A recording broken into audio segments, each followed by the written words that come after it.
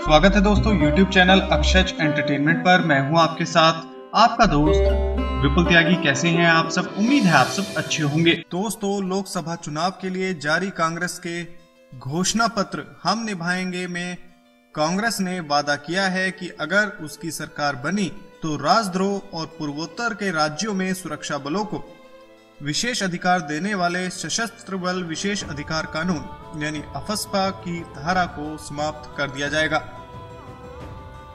बता दें कि बीते साल अप्रैल में ही पूर्वोत्तर के राज्य मेघालय से इसे पूरी तरह से खत्म कर दिया गया था, जबकि अरुणाचल प्रदेश में इसे सिर्फ 8 थाना क्षेत्रों तक सीमित कर दिया गया था। चलिए जान लेते हैं कि अफस्पा क्या है, अफस्पा कानून क्या है। 45 साल पहले भारतीय संसद ने अफस्पा यानी armed force special power act 1958 को लागू किया, जो एक फौजी कानून है जिसे डिस्टर्ब क्षेत्रों में लागू किया जाता है। यह कानून सुरक्षा बलों और सेना को कुछ विशेष अधिकार देता है।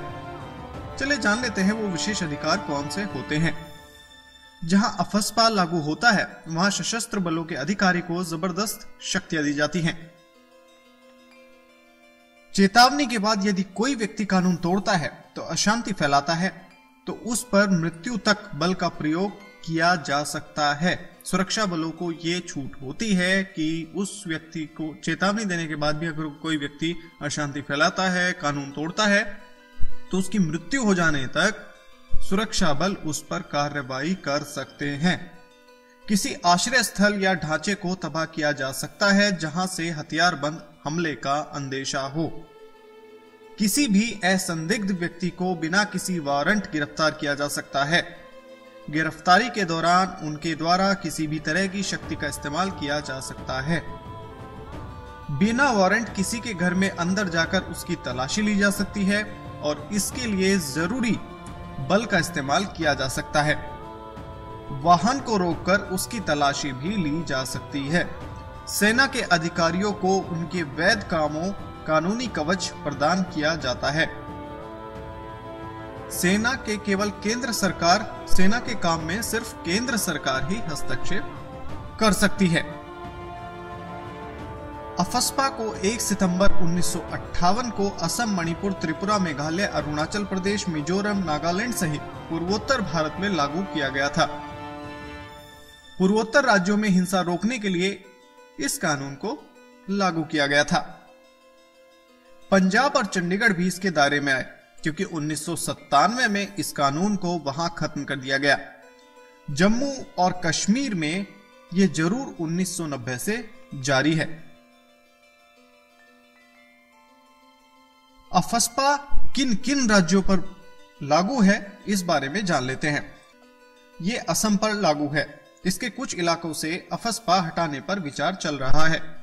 अफस्पा फिलहाल नागालैंड पर भी लागू है, मणिपुर पर भी लागू है, जबकि नगर पालिका क्षेत्र इम्फाल पर लागू नहीं है। अरुणाचल प्रदेश पर लागू है, काफी हद तक हटा दिया गया है लेकिन कुछ इलाकों पर लागू है। जम्मू और कश्मीर में यह कानून लागू है। अब जान लेते हैं कि किस राज्य को कब डिस्टर्ब घोषित किया जाता है। धार्मिक, नस्लीय, भाषा, क्षेत्रीय समूहों, जातियों, समुदायों के बीच मतभेद या विवादों के कारण राज्य या केंद्र सरकार एक क्षेत्र को डिस्टर्ब घोषित कर सकती है। अब जानते हैं कि इस कानून को कैसे और कब लागू किया जा सकता है।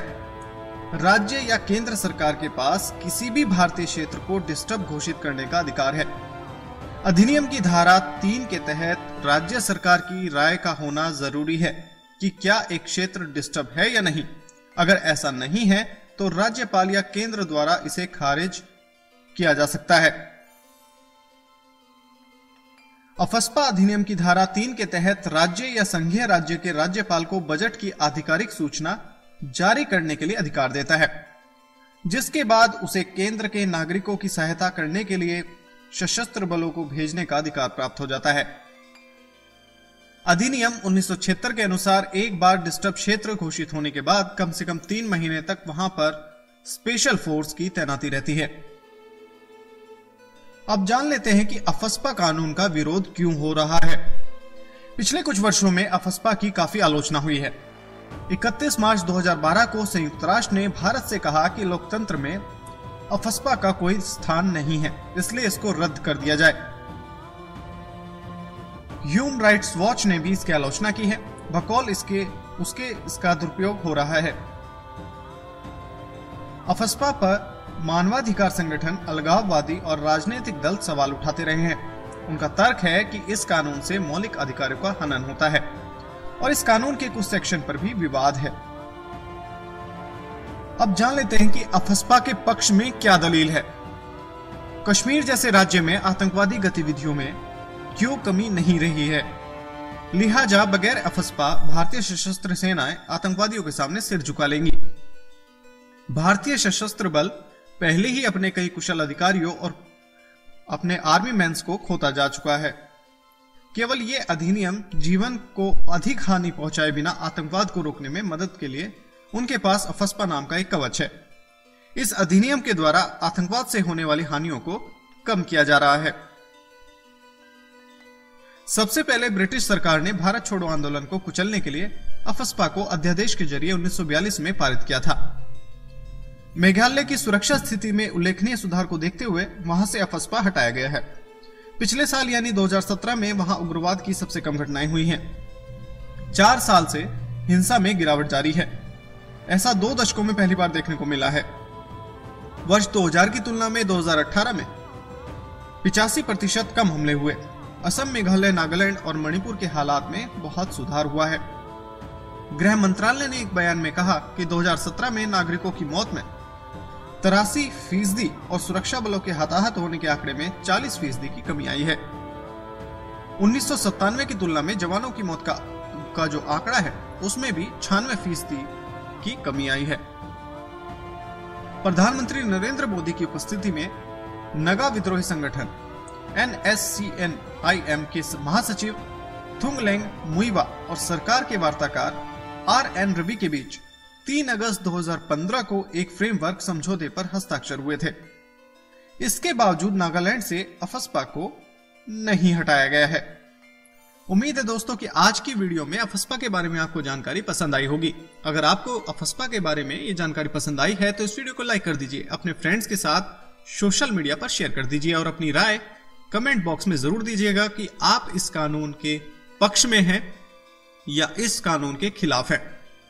मिलते हैं अगली वीडियो के साथ, तब तक आप बने रहिए YouTube चैनल अक्षज एंटरटेनमेंट के साथ। खुश रहिए, मुस्कुराते रहिए। जय हिंद, वंदे मातरम।